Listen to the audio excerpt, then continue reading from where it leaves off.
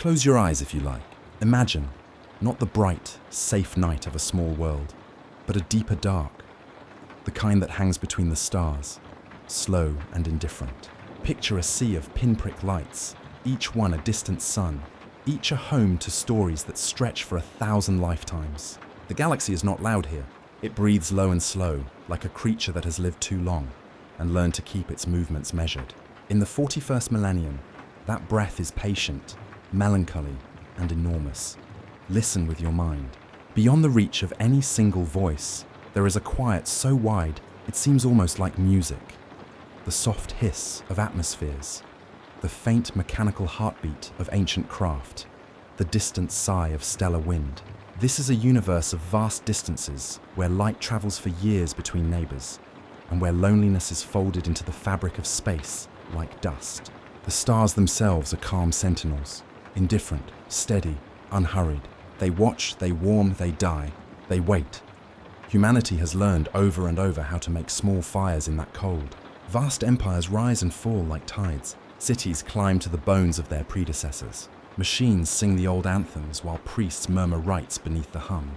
The Imperium, a word that tastes of iron and incense, is both a fortress and a cradle. It holds billions under the shadow of its cathedrals and the glare of its battle plates. It is a comfort to some, law, ritual, and the promise that, at least for a time, there is order where there might have been only emptiness.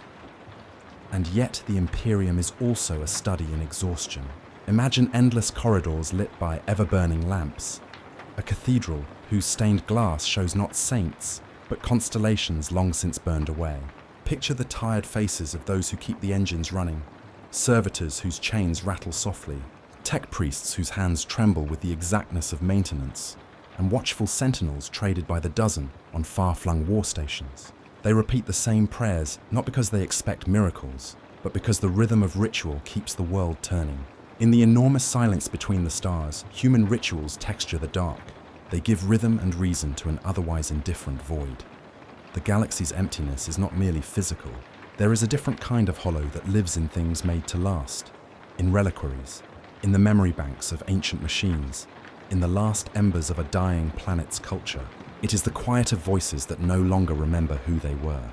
The hush of whole ecosystems compressed into a single file buried in a machine's mind. When you stand before an ancient engine crypt or a rusted monument on a forgotten world, there is a small ache that rises in your chest, the sense that something important has been swallowed by time. You can almost feel the weight of what was lost, not with anger, but with a slow, patient grief. That grief makes the Imperium beautiful in a lonely way. Picture a dawn across a metal plain, the light catching the edges of armored tanks and the carved faces of statues. The scene is solemn. Hymns drift from the chapels, low and human, and for a moment there is warmth. The warmth of a people keeping vigil against the vastness outside. They are not naive. They know the stars do not conspire for them. Still, they build, they code, they pray. They refuse to let the cold win. The smallest moments can feel most intimate. Imagine a child on a cramped habdeck, cupping a synthetic pet in hands too small to hold anything larger. Hear the tiny, improvised lullabies sung over the hiss of climate control. See, in another place, an old voidfarer polishing the brass of their once glorious coat, tracing the names of lost fleets under fingertips grown thin with age. These are human acts like tinder, small, fragile, but enough that, when struck, a glow persists. When your life is a single lamp in an ocean of black, these lamps matter. Yet across the stars, not all is comfort. The galaxy has room for neglect and for appetite. There are systems spun out on the edge of maps where weather is cruel. Iron winds that bite and strip paint from freighters. Great electrical storms that paint the sky with blue scars. Storms that seem to have a voice.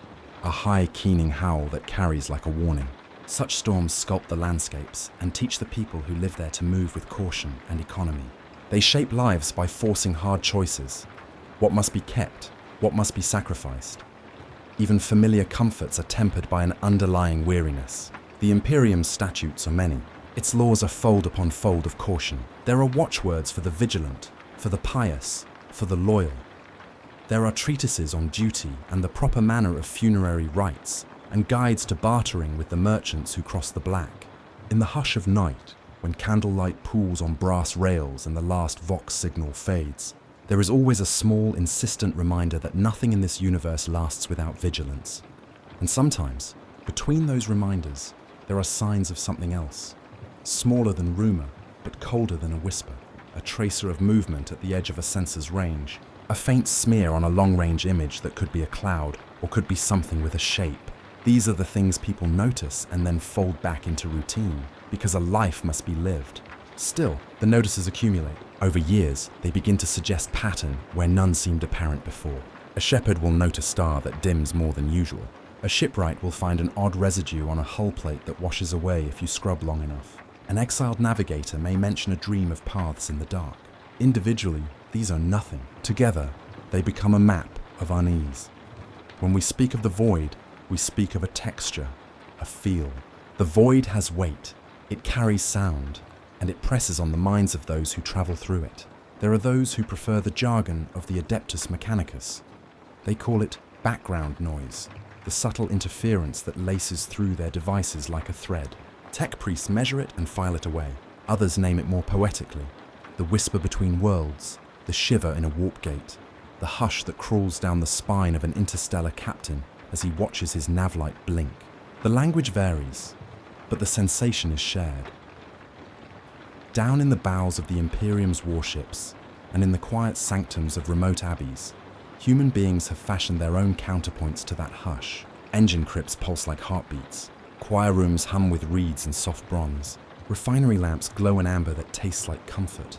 People tattoo stories on their skin and carve names into tables so that memory need not trust a single fragile brain. They are stubborn in the way a single candle is stubborn in a storm. This stubbornness is not merely survival. It is defiance, a refusal to allow the silence of space to rename them as nothing. Still, there is a slow, natural melancholy to all of it. Not the sharp, numberless grief of a catastrophe, but the long-layered sorrow of epochs. Civilizations that once sang now whisper. Languages that were bright have grown cadence and restraint. In the crowded corridors of an orbital hive city, one can sometimes hear the echoes of music that once soared from temple keels. The notes are faded now, but they are there if you listen. An old sequence of tones that beg to be remembered. Memory does not vanish, it ossifies into ritual, and ritual becomes the last warm place for human tenderness. In the dark, beyond these human rituals, the galaxy hosts other things. Not only relics and storms, but systems of predators and prey on a scale that is hard to imagine. There are predators that are living engines, and there are prey that are worlds. On the scales of life that matter here, entire planets serve as feeding grounds for phenomena that do not respect the tidy boundaries of human concerns. Planets suffer quietly. Their oceans thin, their forests choke, their skies cloud with a residue that is not of a single life but of many. When a world is consumed, it leaves a silence that is deeper than any storm. It is a silence with absence in it, an absence of sound, of texture, of the sweet disorder of living things. Even when the Imperium binds itself to a new world, lays down the geometry of its law and lifts a cathedral to the sky, it knows, with a practical, steady knowledge, that this too could become a memory buried in machinery. They learn to mark things in case the forgetting comes. Names are chiseled into foundation stone. The deeds of founding families are copied and recopied. Seed archives are hidden deep beneath vaults. There is beauty in this careful planning. It is love expressed in administrative detail. Love, after all, can be quiet and bureaucratic and still be love. If you floated, as some navigators do, between star and star long enough, you would begin to notice the universe in small, repetitive ways. You would notice how light falls differently near the heart of a dying star, the color leaning toward the kind of blue that makes you think of old, bruised skin. You would notice the stuttering way that nav lights blink when their relay has been circulating the same message for too long. You would notice the pattern of a fleet that cuts its engines to drift, waiting for something to pass, as if it were a fisherman waiting on a river. Each of these small observations piles into a sense of the galaxy as a living thing with moods and seasons. And in one of those moods, something stirs. Not a shout and not a blaze, a subtle, deliberate movement that is felt first as a change in texture. Across remote quarters of space, sensors that had been calm suddenly record a slight change in matter distribution. Acoustic machines pick up a pattern that is almost like a heartbeat, but not. Astronomers will translate it into numbers and call it an anomaly. Priests will read it as an omen. Sailors will call it simply a thing to avoid. Those who make their living on the edges learn to watch for ripples in the dark, because ripples mean motion, and motion means the possibility, not yet the certainty, of something altering the balance. The notion of coming is never simple here. Things come and go in the galaxy with the seasons of freefall and the orbit of stars. Comets blaze for centuries and become meteors. Migratory fleets sweep across the void with a rhythm. Yet, the word carries a specific chill when used by those who have seen impossible patterns. Imagine a cloud not of vapors but of organisms, drifting slow as fog, moving in a way that is coordinated without being mechanical.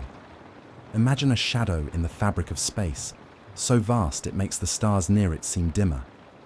These are the kinds of images used in hushed conversation. Images that the old voyagers will not repeat outside of closed quarters. For those who have been awake at watch through 1,000 nights, there is a special kind of silence that comes before change. It is a careful, patient quiet in which the usual background noises bend and thin. The hum of the reactors steadies. The choir in the chapel goes lower. The clockwork in the nav computer seems to tick a softer tick. In these hours, the galaxy's loneliness feels different. Not empty, but expectant, as if the dark itself were inhaling to speak. People tend to cover their petty quarrels and sit near the windows then, because there is comfort in the sight of the stars and the discipline of ritual when something vast is moving in the dark.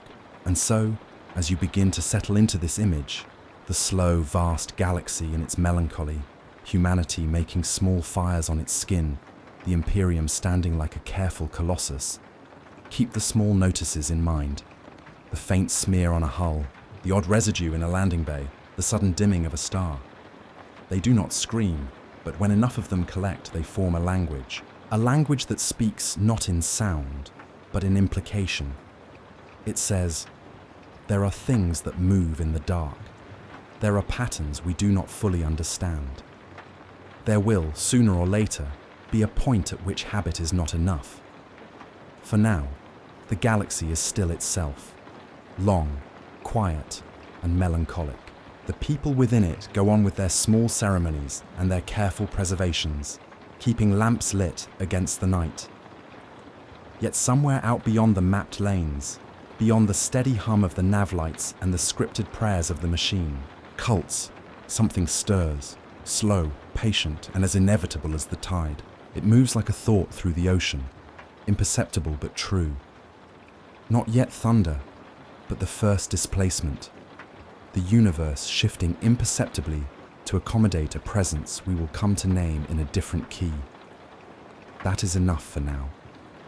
Rest with the image, the galaxy vast and quiet, humanity small and persistent, and the very edges of night where something begins to stir. Let the thought settle like a soft stone into the bottom of a well. In the sleep that follows, the distant movements continue their slow weaving, and the stars keep their patient watch. Listen closely, as if you were at the edge of a vast, dark plain and the wind itself were telling you something it had learned a long way from home. Imagine that we are not speaking of men or machines now, but of life on a scale that makes our usual measures feel small. The Tyranids, those shadowed names sailors whisper in closed mess halls, are not merely an army or a species. They are a kind of living calculus, a bioengineered imperative given shape across the gulf of space. To understand them, begin simply with form, pattern, and purpose. If one were to look at a Tyranid Hive Fleet as an astronomer looks at a nebula, one would first notice the architecture of movement. From a distance, their masses are soft to the eye. Clouds, curtains, a slow drift that might be mistaken for dust until instruments record the harmony. They do not travel in the chaotic scatter of random vessels. They flow. A hive fleet is a choreography of organisms, each organism a note in a vast, deliberate score. Like murmuration, like shoals at dusk, Their individual parts maintain a cohesion that is almost beautiful. There is geometry in their sweep: spirals, filaments, concentric waves, patterns repeating at scales that make the entire formation read as a single, living thing. To the cartographers of biology, those who chart taxa and morphological families, Tyranids would be an unsettling entry. They are modular, variable, endlessly recombinative. Where we would expect a single body plan, they present suites of morphotypes fitted to tasks. Some bodies are jaws and claws, engines of consumption. Others are sensory arrays, long-sinewed, tendrils studded with receptor pads. Still others are vast membranous hulls, the living starships whose skin breathes and repairs itself. The same genetic library, reshuffled, gives rise to feeding swarms and synapse forts, to bioartillery and living carriers. The language of their form is one of function, not beauty, yet from the right distance, function arranges itself into something that reads as both. Close enough to see detail, and the view changes. The romantic smoothness reveals muscle and armor, sinew and hardened chitin, layered carapace with ridged edges that glisten in starlight. Veins of nutrient flow beneath translucent membranes, pulsing like the slow, patient beating of a great heart. Those veins feed more than biological tissue. They carry the biochemical matrix that is the Tyranid answer to data, to memory, to command. The Hive Fleet is not a fleet of independent wills, but an organism in which individual organisms are as cells. Signals flow through the matrix, chemical and electrical, carrying instruction and direction. It is this synaptic web that unifies them. Scientists, and let us imagine real ones here, not merely the priests and the prophets, have tried to describe Tyranid coordination in neutral terms. They speak, in clipped notes and measured diagrams, of synaptic convergence and collective gestalt. They talk of an emergent intelligence, not located in a single head, but distributed everywhere, a consensus formed by the extremes of biology. It operates much the way a superorganism does. No single component needs to understand the whole to act in ways that express the whole. Each creature knows what to do because the whole knows, and the whole knows because each part contributes. It is elegant in its simplicity, terrifying in its efficiency. There is a peculiar beauty in the way a hive fleet consumes the void. Where human armadas signal with harsh lights and rigid lines, Tyranid clusters rearrange themselves in filigreed patterns that shadow and offset the stars. Their motion converses with gravity wells, skirting belts of debris like a hand smoothing dust from an altar. When two filaments meet, they do not collide in confusion.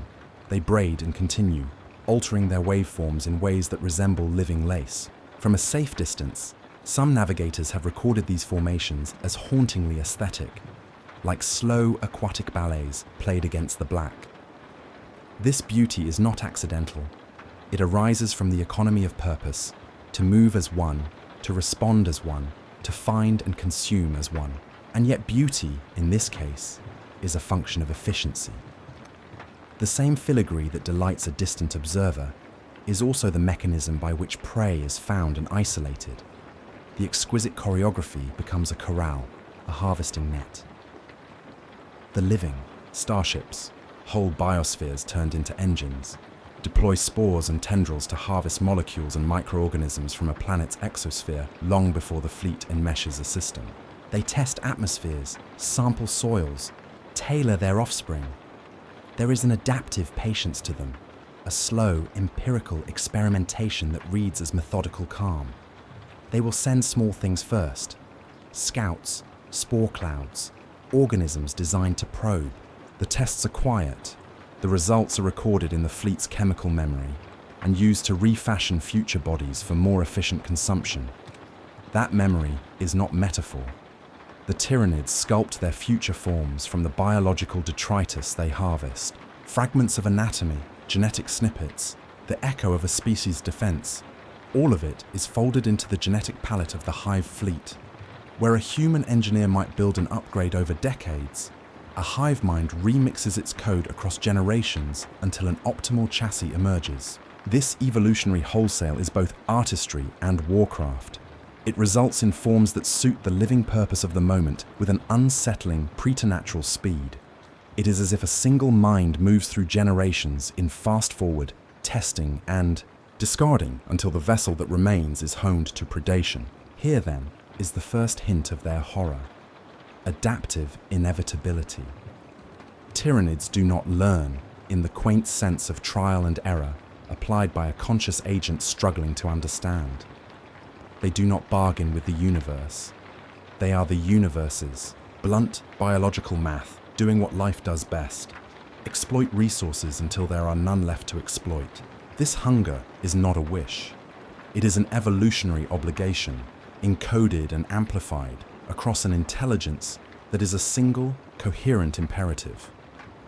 When it comes to feed, that imperative is unambiguous. To understand what that means in practice, imagine a world as an abundant buffet of molecules and organized structures, keratin-rich shells, lipid stores, cellulose forests, atmospheric nitrogen, all materials in a cosmic accounting ledger. A Tyranid scouting filament probing at the edge of such a world does not see life as we do, with its emotional overtones and moral categories. It translates the instruction into components and ratios. This planet offers X caloric density in biomass, Y structural elements in crustal metals, Z atmospheric constituents beneficial for my offspring. The assessment is cold and precise. If the ledger balances in favor of feeding a new brood, decisions cascade through the fleet, and every part of the living organism aligns to a single end: transform the world into biomass. What you and I would call a massacre, they would call provisioning. For the worlds they come to, the process begins with the softest of touches. Spores seed the atmosphere like a faint pollen, settling slowly into the lungs of weaker creatures and the open mouths of plants. Microbes designed to digest cellulose bloom in soils, accelerating decay. Fungal networks lace through root systems, rerouting nutrients away from established biosystems and toward the nascent brood. In the first epoch, a world may not even know it is being harvested. Birds fall silent, fish rise and float, corals pale. The change is like a disease that eats the house from the inside, and by the time soldiers take note, the architecture of life has already been remade. When the fleet decides that a world is sufficiently tailored for a more aggressive stage, the next wave is undeniable. Living ships descend in slow, romantic arcs that, for a brief moment, seem almost respectful. Their hulls are not metal, but chitin and flesh, scarred and scarred into patterns of defensive ridges. They anchor in orbital sinks, the great bulk of their mass unrolling tendrils that reach toward the planet like fingers pulling at a curtain.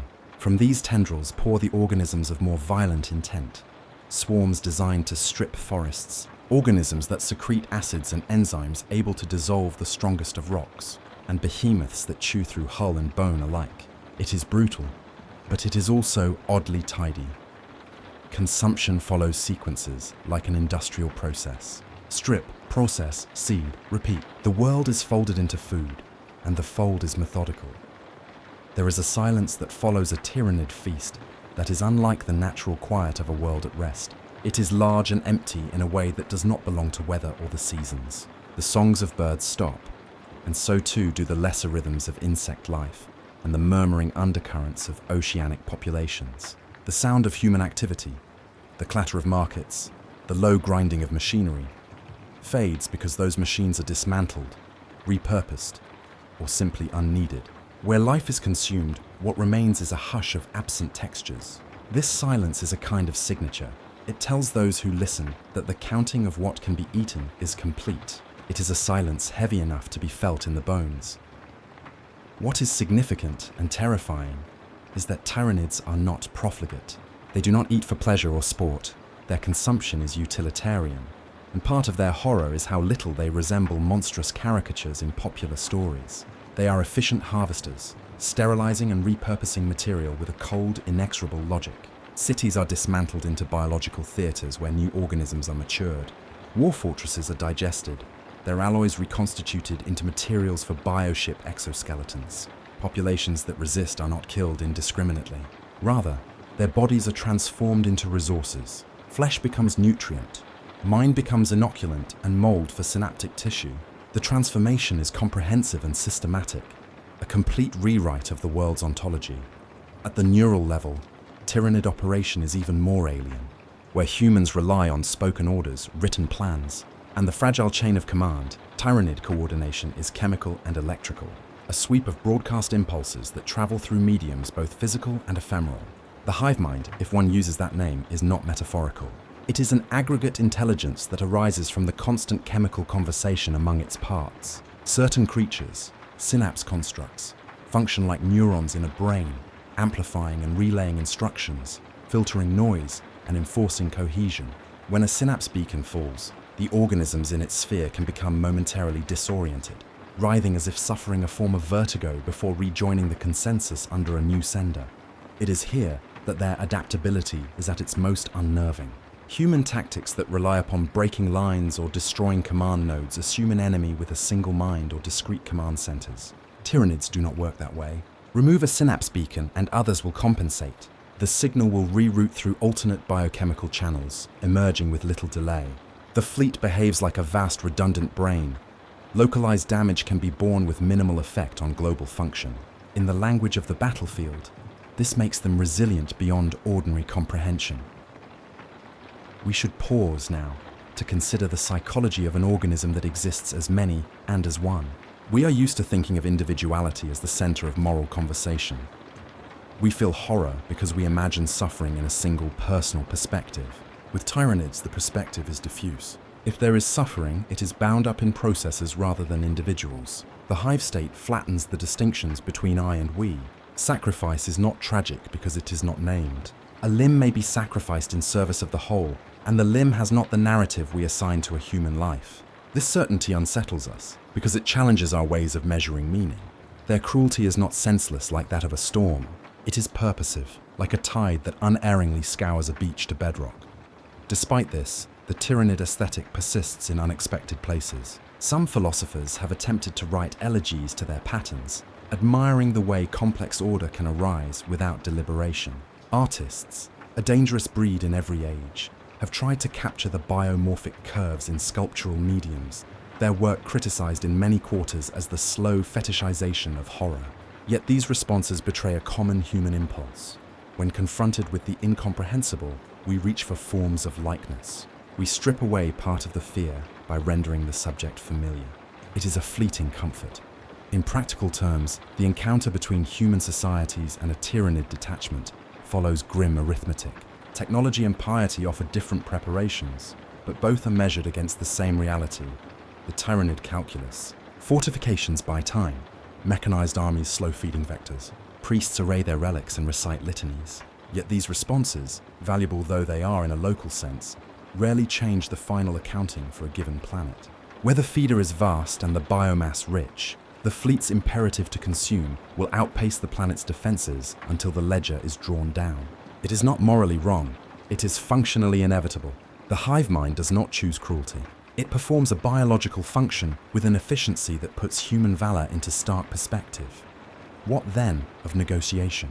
Stories that imagine parley with the Tyranids do not find much grounding in observed reality. They have no language for bargaining in the manner of polities. If there is a kind of conversation, it is the conversation of chemical gradients and pressures, not words and treaties. Attempts at communication, sending emissaries, broadcasting signals, have been met with a kind of irresponsive clarity. The Tyranids sample, they analyze, and they act based upon the results without any trace of diplomatic theatre. They evaluate yield, they allocate resources, they reconfigure their fleets. There is no meeting table at which terms can be arranged. There is only calculation, and humans are not variables in that calculus in any ethical sense. They are inputs. This unavoidable truth gives rise to a particular kind of dread. It is the recognition that there is a force in the cosmos indifferent to dialogue, for which negotiation is meaningless. We live with many indifferent things: stars that burn out, winds that scatter seeds, diseases that reshape populations. Tyranids are not merely one more indifferent force. They are an engine that systematically converts order into raw feedstock. They do not hate humanity. They do not need to. They hunger, they take. That is what makes them so difficult to conceive of and so hard to stop. And yet even in their coldness, there is an order that a mind can attempt to model. Mathematicians who study their movement patterns find that the trajectories of a swarm compress into predictable waveforms. Biologists model the rate at which biomass can be harvested, given a set of metabolic efficiencies. Logisticians map the ways in which a fleet penetrates a planetary atmosphere and escalates its predation. These fields of study are clinical and detached, as scientists must be. But the more one models, the more one sees a single conclusion. When a hive fleet commits to a region, the parameters of outcome tighten. The range of possibilities narrows. The variables that matter are time and yield. If yield exceeds the cost to gather it, the fleet will persist until the yield is exhausted. Cost for them is an energetic calculus, not a moral one. This is not to suggest that humans are without recourse. There have been victories and retreats that deny a fleet its caloric goals. Planets have been scorched so fiercely that they become as inhospitable to Tyranid young as they are to human survivors. Strains have been developed that interfere with synaptic signaling, and weapons of terrible efficiency have been learned over the long history of encounters. But these responses are often desperately local. A world may be saved at the cost of its own hospitability. A system can be defended if its defenders can concentrate enough resources and timing. The scale at which Tyranids operate, however, rewards patience and breadth. Where small fleets fail, larger undertakings, those that can marshal multiplicative resources, have had more success. The problem is not strategy alone, it is scale. Here is another subtle element to consider: the endless patience implicit in Tyranid process. They can wait. Unlike many predatory species that are driven by immediate hunger cycles and reproductive urgency, the hive fleet's temporal framing can be vast. Where a human empire thinks in terms of years, a hive mind can plan across centuries, remolding its children to the edges of ecological feasibility until the environment bends toward consumption. This patience is tied to their biology, their capacity to seed spores, to set biochemical traps in atmospheres, to terraform subtly over time. The patience is terrifying because it denies the comforting notion that if one simply outlives a threat, life returns to normal. Tyranids are a slow storm capable of erasing that assumption. And yet, for all their patience and power, they do not exhibit malevolence in any human sense. They are not architects of cruelty for its own sake. There is no malice in their embrace. This non-maliciousness is what makes them so alien. If you imagine them as a machine, stripped of personhood, what remains is an engine of conversion. The error of anthropomorphism, that is, the temptation to ascribe intent like ours to theirs, is a dangerous one. It soothes us to think we could reason with them, that threats are negotiable. The truth is harder and colder. Negotiation is not the right category.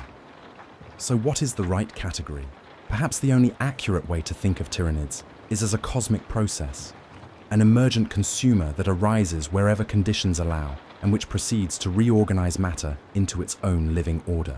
Consider how decay on a small scale, compost, produces nutrient-rich soil that gives rise to new life. Tyranids are decay writ enormous and swift, but with the same principle, transformation. The moral calculus we apply is human. The ecological calculus they apply is mechanical and immoral. That disjunction is the root of our deep unease. As you follow this thought further, the scene darkens, and the scientific calm slips towards something more primal. Methods and equations become the background to images of worlds stripped to their bones, of great living ships hanging in silence over plains of pale ash. There is an aesthetic to destruction that the human mind finds difficult to reconcile with our loves. The sight of a forest reduced to a woven mat of tendrils, of cities reconstituted into the exoskeletal plates of a new brood ship, is both disgusting and strangely inevitable. The mind wants to rebel against that inevitability. It wants to scream at the coldness of chemical logic. But resistance, in the face of an organism built for inexorable optimization, is precisely the kind of fragile flicker that the Tyranid design expects and consumes.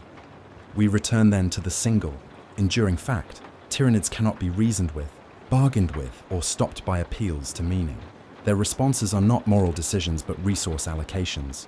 Their ascent into a system is a biological algorithm executed at planetary scale. It is for this reason that their approach registers not as news but as doom, a slow, systematic cancellation of other forms of life. And yet there is also a terrible clarity in that doom. It reduces the cosmos to a ledger where inputs are measured and outputs are produced, where entire cultures can be legible as nutrient indices. Let the final image rest for a moment, soft as a fossil on the seabed. Picture the Tyranid filaments again in the black, turning more slowly now, like a hand feeling for a throat. Picture the hive constructs, the living starships, their skin breathing, pulsing in subtle rhythms. Imagine their children, myriad and precise, designed for task after task. Carriers built like wombs, predators like knives, breachers like slow-moving furnaces that eat through alloy like rust. And above them, imagine the stock-still whole, a gestalt intelligence that does not think like you, that does not hate like you, but that executes the single command of its being. There is a melancholy to this as well. Not ours. Not sadness in the way we know it, but a kind of inevitable motion that belongs to life's more ancient drives. The Tyranids do not write epics. They do not sing dirges. They are the slow mathematics of consumption and remaking, and within those operations they encompass a strange sort of unity, a whole that is equal to the sum of its monstrous parts. If you feel a tightening in the chest reading this, know that it is the human heart recognizing how small its measures are. The Tyranids remind us that the universe contains processes we cannot fold into our moral systems. We can fight, we can resist, we can model and prepare. We can create equations and weapons and rituals against them.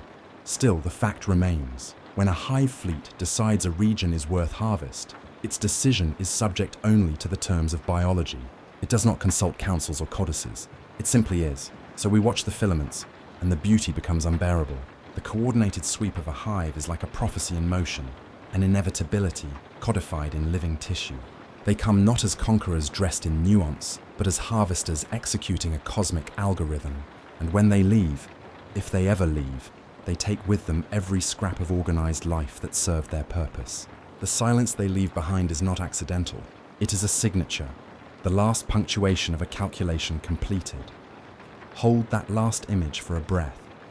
The slow, patterned movement of a fleet in the dark, the hush of world after its counting, and the terrible logic that never pauses for counsel. In that hush resides the essential nature of the Tyranids, beautiful in motion, cold in purpose, and inevitable in consequence.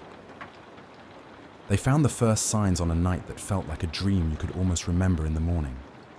A thin, strange clarity that sat over everything and made small noises louder. Each of the voices I will show you speaks in a soft way, as if whispering into a pillow so the sound does not wake the stars. Listen to them now. They will picture what it is to meet something that does not announce itself with trumpets, but with the quiet rearrangement of air. The explorer's log began with an ordinary note, an anomalous particulate in the wake of the survey skiff. We registered a particulate bloom at 113.2 degrees declination. The log recorded in neat, almost clinical handwriting. The hand was not mine. It belonged to Jara Vess, who had a habit of recording things as if they were specimens rather than memories. Her skiff drifted at the edge of a pale system, where the primary star leaned toward the violet of retirement. The skiff's external scanners painted the void in greens and blues, and in those spectral maps, the bloom showed as a faint, undulating smear, like pollen caught in a slow, cosmic breeze. At first it was nothing, a curiosity that would be filed and later forgotten. Jara dipped the collector tong into the smear and watched the sample cluster in the vial like dust in amber. Through the magnifying monocular, the planktonic organisms shimmered with a bioluminescence that pulsed gently, synchronizing across the sample as if some external metronome set their tempo. It was beautiful in a clinical way, life doing what life does, arranging itself. She brought the vial to the observation port and cupped it in her palm, and for a moment, the light from the star and the light from the organisms braided together on her skin. The sensation was oddly intimate. Jara liked to imagine that discovery was a kind of seduction, the universe extending a finger for her to hold. She smiled and recorded the sample's metrics for the archive. Protein composition, lipid ratios, nucleotide fragment sequences. The feed streamed into the ship's databanks, which hummed softly like a sleeping engine.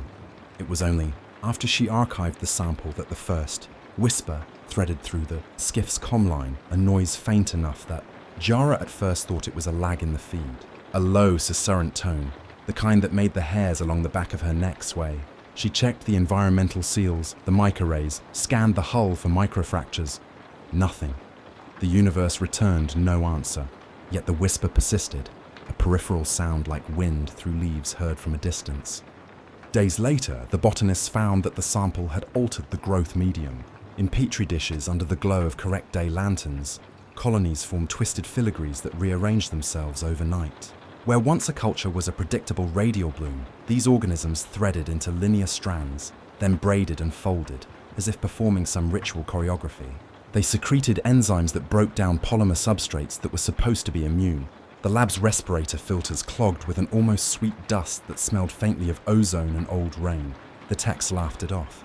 It smelled pleasant. Then one of them, thin-shouldered, young, woke in the middle of the night, weeping, because the patterns in his dreams had rearranged into the same filigrees he had seen under magnification. Jara wrote a follow-up addendum to her log. Recommend extended observation. Note sensory anomalies in crew. She tagged the note with the one word they all used but did not like to say aloud: anomaly. The ship's official channels treated the annotation with the polite indifference of bureaucracy. Recommendations were routed into buffers, into committees, into the slow machinery of empire. But the bloom did not wait for committees. It multiplied in the corner stores of that system. A bloom in a reef, a bloom in the gills of a plankton eater, a bloom in the air filters of a small orbital cargo port. Each instance looked different until you viewed them together. Then the sameness revealed itself as intention. The tech priest saw pattern the way a composer sees a score, not only the notes, but the spaces between them, and how the silence changed as soon as a new note was introduced. For him, the Tyranid touch announced itself as a perturbation in the long-sustained hum of machinery. Brother machinist. Core Station sat at the heart of a refit dock where salvage vessels came to be judged and reconciled. The reverent hiss of expelled condensate, the click of robotic appendages, the slow turning of lathe gantries. These were his prayers. He had been trained to listen to machines the way other men listened to scripture. He could hear the difference between a seal that had lost a fraction of its torque and one that had been physically compromised by an environmental pathogen. Machines did not deceive. Their problems told you what they were. When the first organic smear touched the dock's peripheral sensors, Core noticed only a tiny variance in the resonance patterns traced through the maintenance conduits. A resonant frequency that should have resolved within 100 cycles persisted, dampened but present. He set a diagnostic tracer, something living, not metal, had threaded an enzyme into the alloy of a pressure valve. The tracer returned a reading that made him frown in that flat way priests do when a verse reads strangely. The alloy had been altered at the molecular level, a reshaping that was not accident nor deliberate engineering. But mimicry. Core wore his augmentations like liturgical gear. Ocular lenses that could map isotope flux. A cranial interface that tasted electromagnetic gradients like wine. He followed the alteration through the conduits, through the ductwork, and the cold, damp places between plates, and into the belly of a cargo hull where the cargo manifests had been stored. There, among crates of packed corroded spare parts, the spores had found purchase. A mat of tendrils curling outward from a seam, as if to feel the light. The tendrils exuded a mucus whose biochemistry aligned with known adhesive compounds, but contained elements his sanctified databases had no name for. He catalogued them anyway, annotating with precise terms. Each annotation read like a prayer with a single errant word. In the margins he wrote, non-standard organic polymers, recombinant. He sent samples to the Mechanicum for analysis via encrypted writes. His hands did not tremble, his voice did not rise. Yet at night, when the quiet in the dock thickened, he found that the conduits carried not only airflow, but a soft rhythmic thrum that matched the patterns his oculars had recorded. It seemed to him that above the mechanical the organisms had found a way to sing, and the song was patient. Core's apprentices complained of dreams in which the conduits themselves breathed. A boy woke with his hand clutching the brass of a support, whispering that the metal had rearranged into ribs.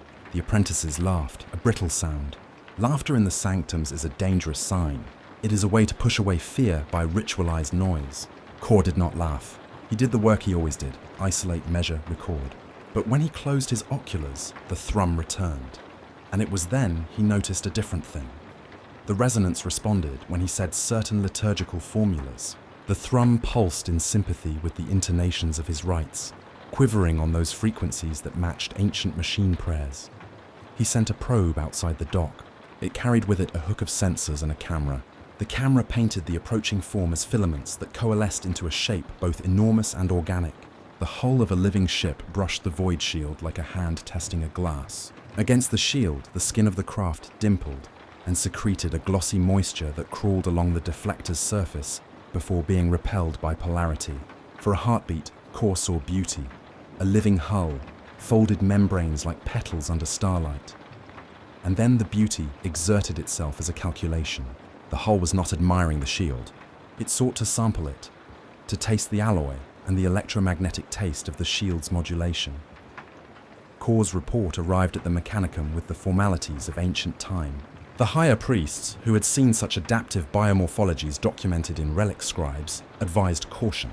They recommended decontamination protocols and a quarantine of the affected docks. A small squad of tech servitors was dispatched to the hull to scrub and burn. The servitors returned, their casings corroded at the seams, and one had filaments weaving into the places between servos, a parasitic integration attempting to graft itself. The machine priests argued about the nature of these integrations. Were they contaminant? Were they an attempted symbiosis?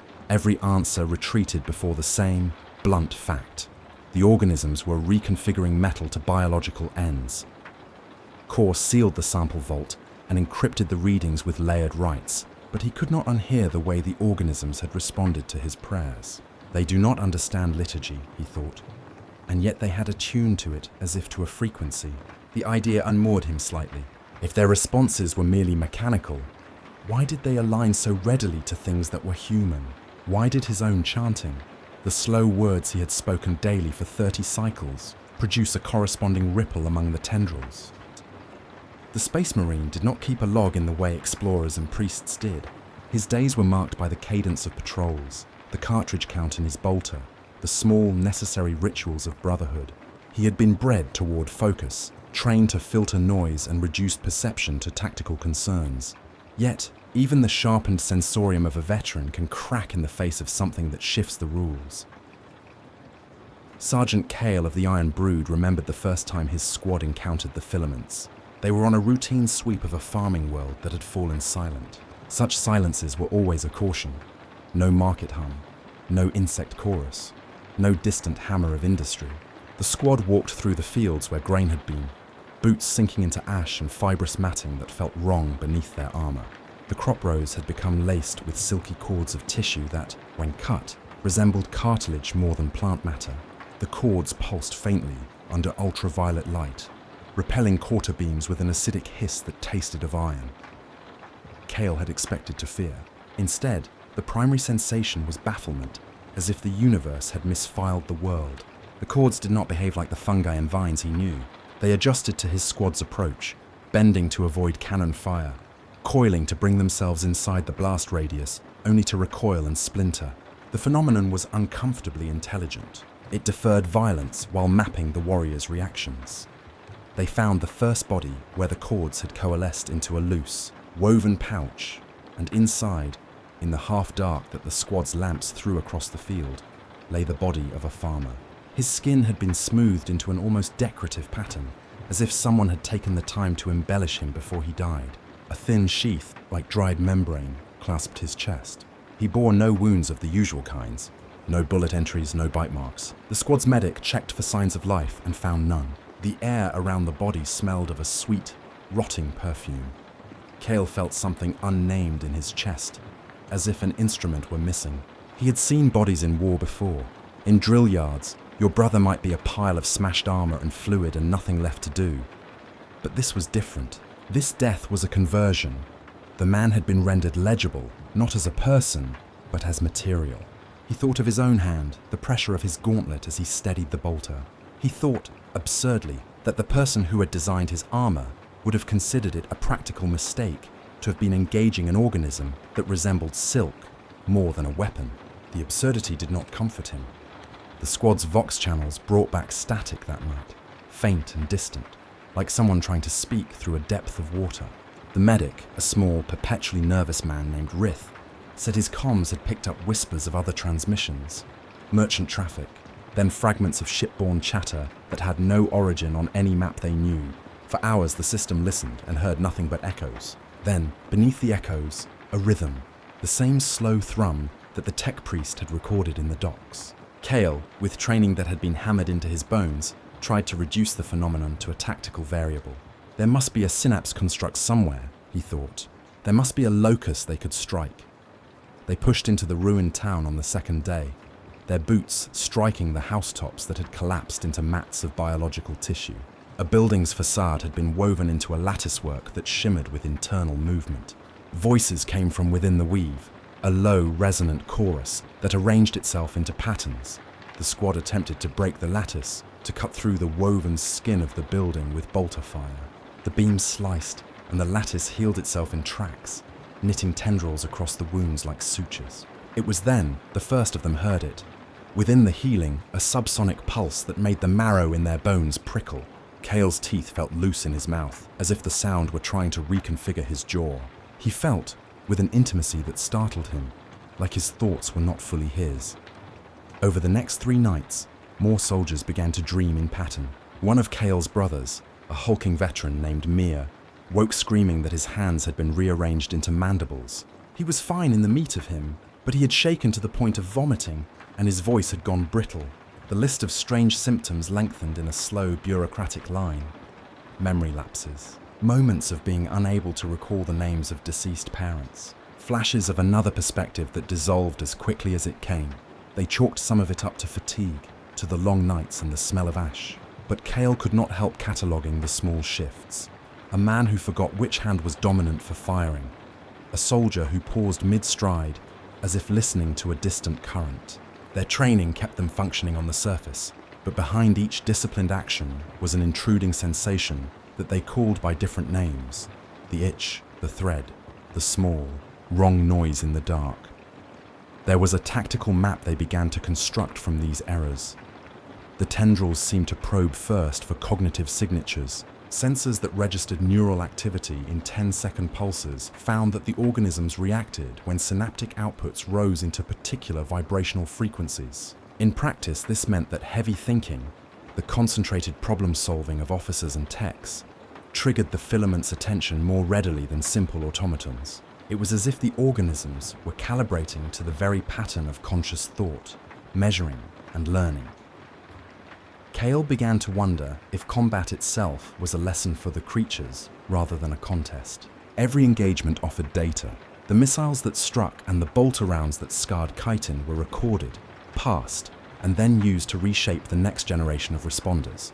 The squad's losses, when they occurred, were catalogued into the new morphology of the thing they fought. He found that thought repugnant. His sacrifices made better predators. A soldier's corpse, autopsied in the crisp light of a medbay, produced insights that the human race then used to build better defenses, and those defenses were fit into the prey-to-predator feedback loop the creatures had built.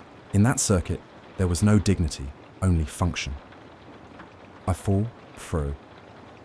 The sensory details gathered by these 3 perspectives began to fit together like puzzle pieces laid on a table, not by design but by the inevitability of shared observation. The spores were not merely airborne, they rode magnetic fields like sails, consolidating into denser clouds where gravitic currents layered. They glowed faintly at night, a biofluorescence that painted the vegetation in impossible blues.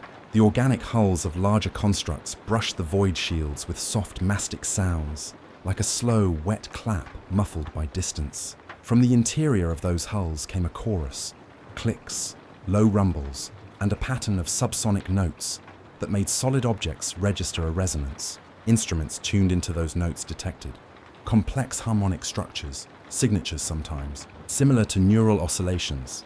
The Vox channels collected the human element of this knowledge in stuttering fragments. Trader reports of smoke that tastes like rain, merchant captains complaining of cargo that resembled living tissue that had grown around their goods, pilots noting that their nav lights dimmed when near certain organic filaments, a freighter captain humming a dying ship's hymn and finding that the hymn returned, slightly altered, over his comms. These were stories told at first as anecdotes, the sort that would be useful over a drink, but not worthy of flagging as alarm. Yet the frequency of the anecdotes rose. Clerks compiled them and found cross-threads. A rise in respiratory illnesses among crew assigned to certain sectors. A weird false positive in atmosphere scrubbers that registered living enzymes rather than pollutants. mechanical relays that fused and restructured into tissue-like filaments that were resistant to ordinary solvents. The route of escalation was not explosive, but methodical. The organisms experimented on a small scale. Spores adjusted the digestive bacteria of herbivores, altering gut chemistry so the animals processed cellulose into different lipids. Predatory forms appeared later, surgically precise, that could compress bone or chip away metal. Deep within the learning process, the Tyranid progeny showed a capacity to co-opt machines as scaffolding on which to grow new structures. A salvage yard's hulls could become greenhouses for larvae. The remains of a reactor became the substrate for a synapse construct that pulsed with a choir-like cadence. For soldiers and priests and explorers, the horror unfolded in increments small enough to be plausibly denied for a while. They told themselves that they had time. They burned fields where the filigrees had grown too dense. They quarantined docks and incinerated cargo. They diverted entire fleets to burn away clusters of spores. For a period, these measures brought relief. The algorithms that predicted the yield from a given system were wrong only in how much patience they underestimated. The organisms slowed their demonstrable growth in the face of acute destruction, and the immediate danger subsided. People resumed their rhythms. The Mechanicum wrote briefings about novel bioforms. The chapels said extra prayers and the cantors added new tones into their sequences, as if the right melody might turn away a tide. But the quiet that followed was fragile, an illusory calm that made later returns harsher for how unsuspecting they were. The organisms did not vanish. They adapted. The filaments found niches in places so small they were overlooked. Maintenance shafts, the hairline cracks in hull plates, the breathing ducts of sleeping pods. They nested in the little unexamined places where habit encouraged neglect. And when they reappeared, they often did so in new guises. A bloom that had once been visible in ultraviolet receded into spores that were only detectable by resonant assays. A building woven into a lattice healed itself into a sculpture with chimera-like appendages. Instruments that had once registered a simple enzymatic profile returned complex, recombinant data that suggested incorporation of human proteins. The most unsettling thing of all was the way memory began to fray. Men had been observed forgetting. The tech priest's logs, once an anchor of order, developed errant notations. Passages crossed out, timestamps duplicated as if the writer's sense of sequence slipped. Jara's explorer's reports, full of the tidy language of observation, began to read like dream notes. Metaphors bled into metrics. The margins filled with diagrams that resembled the filigrees she had first seen in the sample vial. The medics catalogued that the affected had moments of dissociation. For a breath, they were elsewhere, and when they returned, the memory of where they had been felt, as if borrowed. Soldiers found themselves instinctively making gestures mimicking unknown biomechanics, a flick of wrist that did not match any known protocol, the small private rituals of identity, the names a man remembered for his parents, the nickname you gave your childhood friend, slipped away like names on a weathered plaque. And yet, despite the growing list of symptoms and incidents, the human response remained fundamentally local. Each community took its pragmatic measures and felt righteous in its thoroughness. The problem was systemic.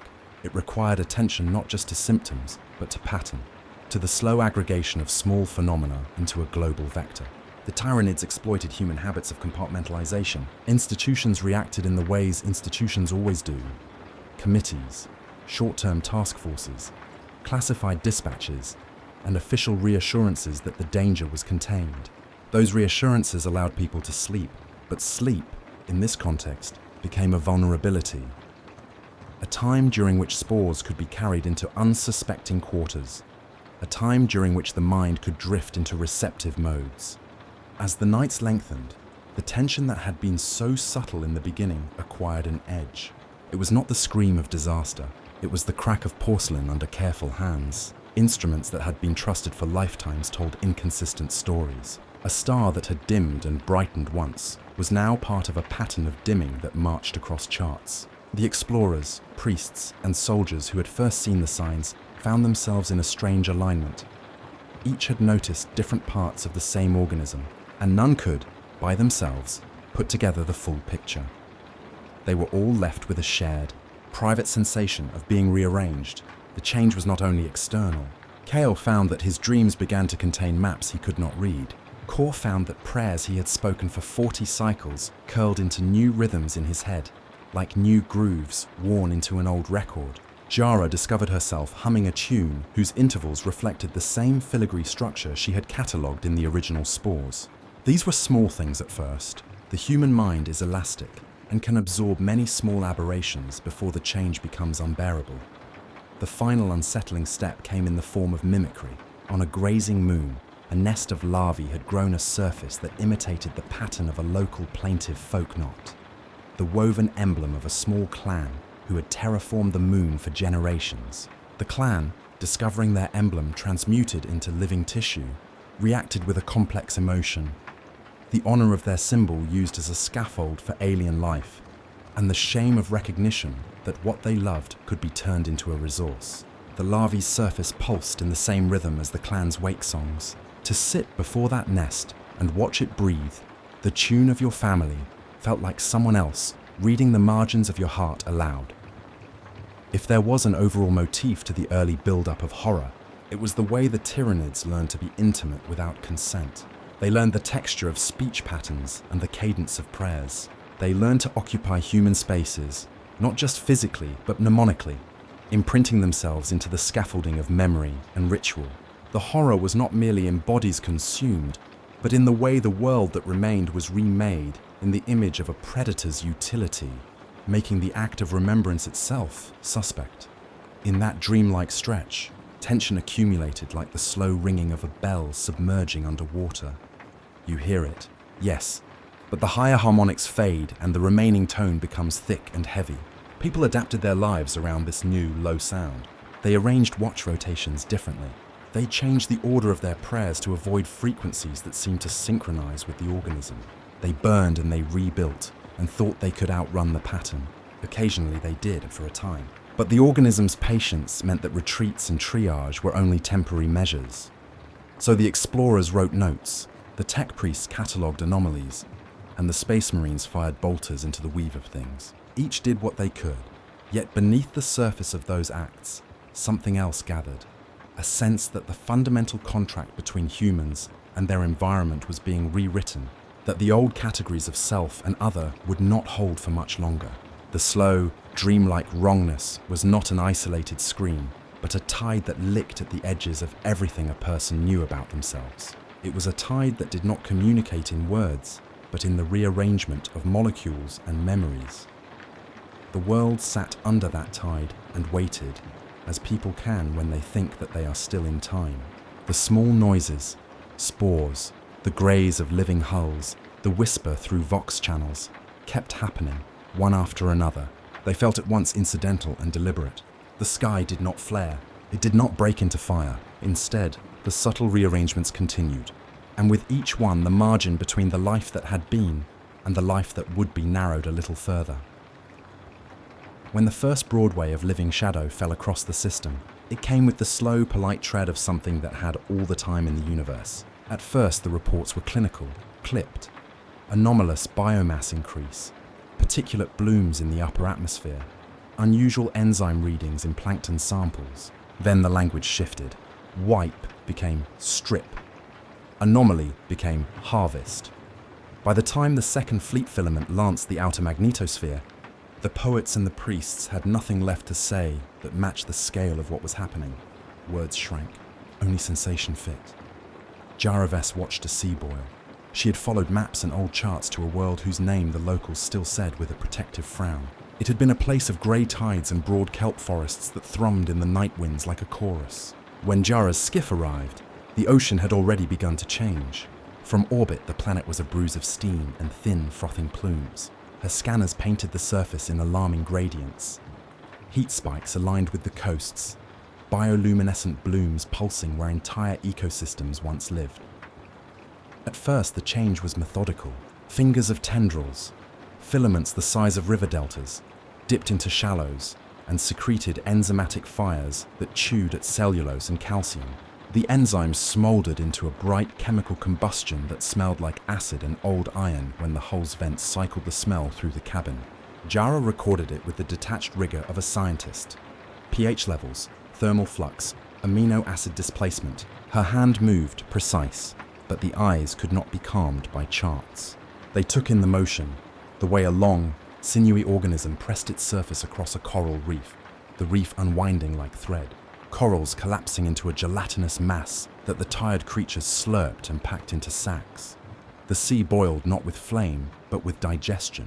1,000 small mouths, soft suckers and serrated apertures, opened on the skin of larger organisms and rained enzyme in calibrated measures. Fish rose, swollen and dead, their scales dulled into mucus. Shoreline grasses browned and then vanished, as if composted in place. Jara thought of the old phrase sailors used: the sea gives and it takes. This sea took everything cleanly, leaving only an absence like a wound sutured wrong.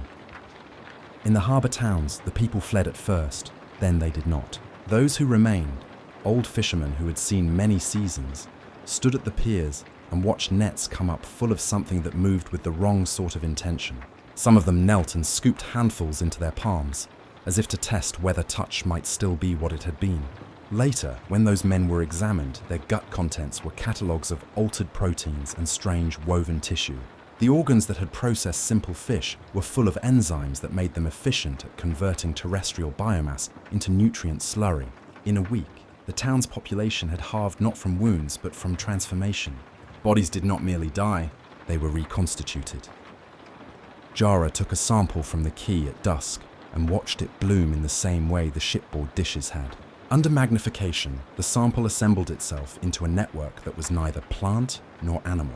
It spun filaments of collagen-like threads and then digestively irrigated them with enzymes that melted shell into pulp. The pulped matter was fed into sacs, where embryos the size of seeds pulsed with an uncanny life. They were small, and at first their smallness made them unthreatening. Jara had seen larvae in other systems, but these larvae grew with frightening economy.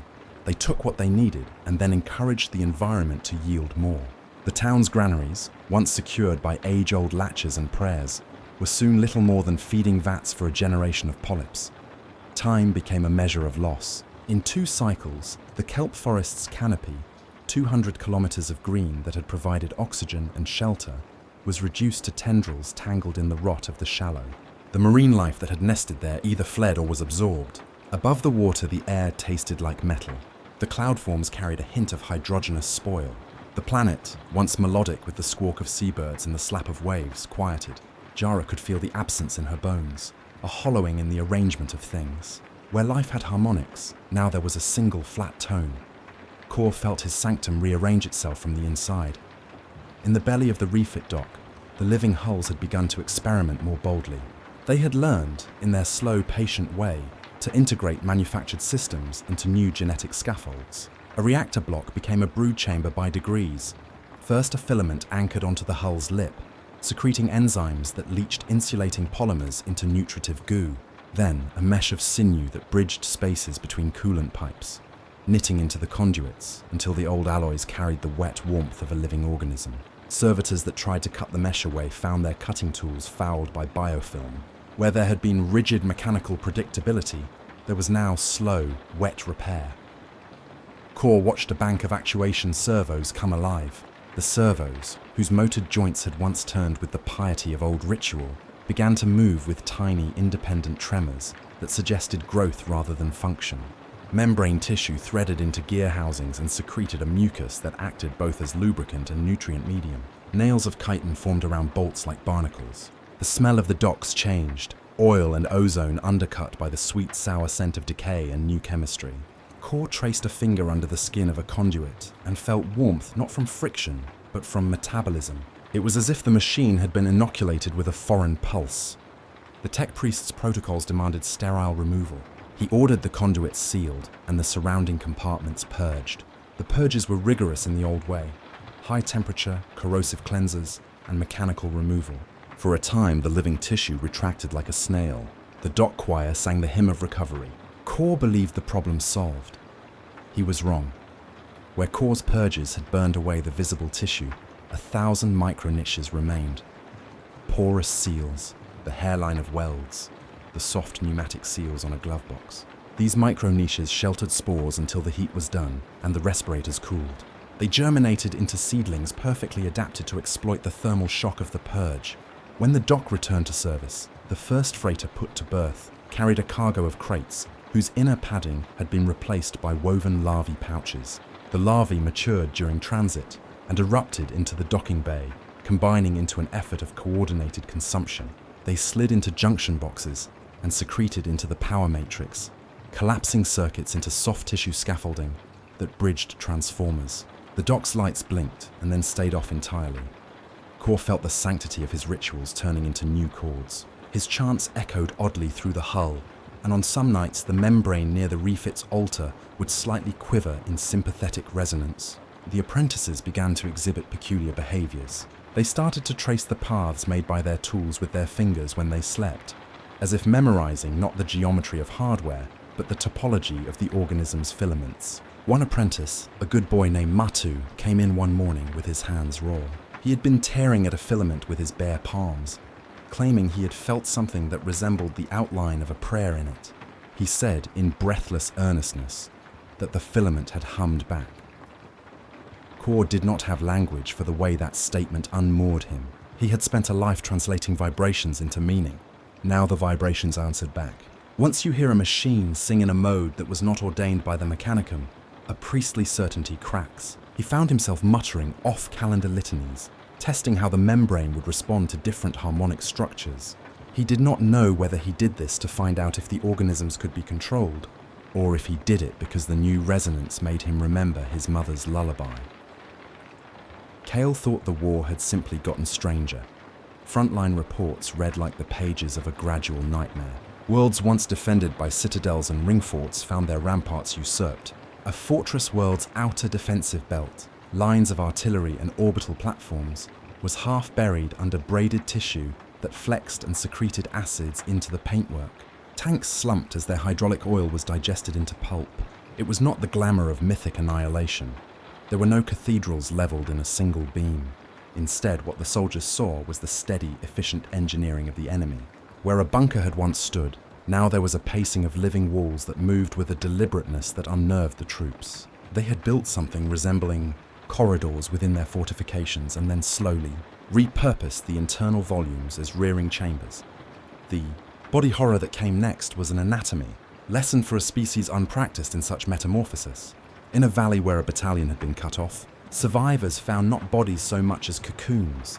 Pods hung from the struts of a collapsed supply bridge, white and moist, woven with filaments that pulsed with an internal cadence. Inside, some pods were soldiers, their armor fused into the membrane, their faces smooth and altered, mouths open but not in a scream. The medic who cut one pod reported the smell, not of putrefaction, but of chemical processing. The tissues of the enclosed men were not merely dead. They had been stripped of identity and reassembled into the architecture of brood. Muscle had been liquefied and recirculated. Neural tissue had been harvested and woven into nascent synaptic matrices. Inside the cocoon, the definition of person began to unmake itself. Kale watched his brother Maya, who had hailed from an industrial hive and had once been a comedian in quieter times, pull at a pod until his hands shook and then the skin under his gauntlets bled. Mir's face was a study in learned compulsion. Anger, then the mechanical acceptance that came from long exposure to horror. He had to be sedated when he wrestled with a pod that contained something resembling a child, animal perhaps, except that as the pod was cut away, the occupants hissed and a swarm of larvae spilled and latched onto Mir's forearm. The larvae seized the skin like seeds to soil and sprayed enzymes.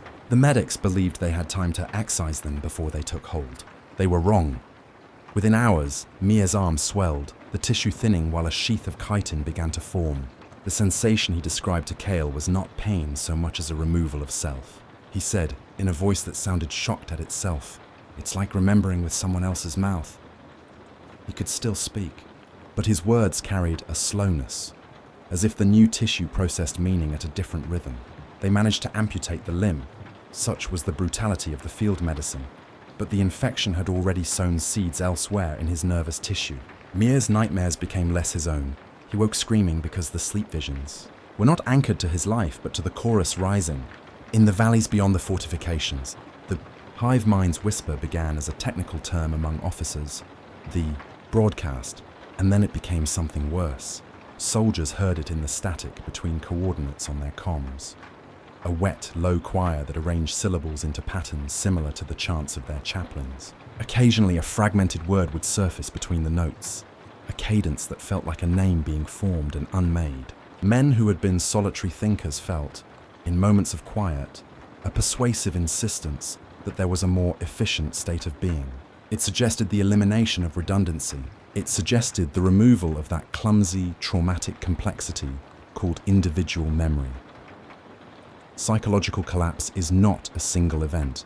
It is a fissure that widens by degrees until the person recognizes their own voice as slightly altered. A lieutenant who had kept his composure through multiple campaigns found himself humming a lullaby he could not place. When he asked his sergeant where he had learned it, the sergeant answered in a voice that was not his own, "From the sea that boiled." The lieutenant thought at first it was a joke. It was not. Their unit's log narrowed, notes became shorter, names were replaced by numbers. Identity is a scaffolding. When people are starved of the threads that hold them in continuity, their behavior detaches and runs on a different script. Oceans boiled, forests were reduced to latticed strands, cities were converted into the understructure of broodship exoskeletons.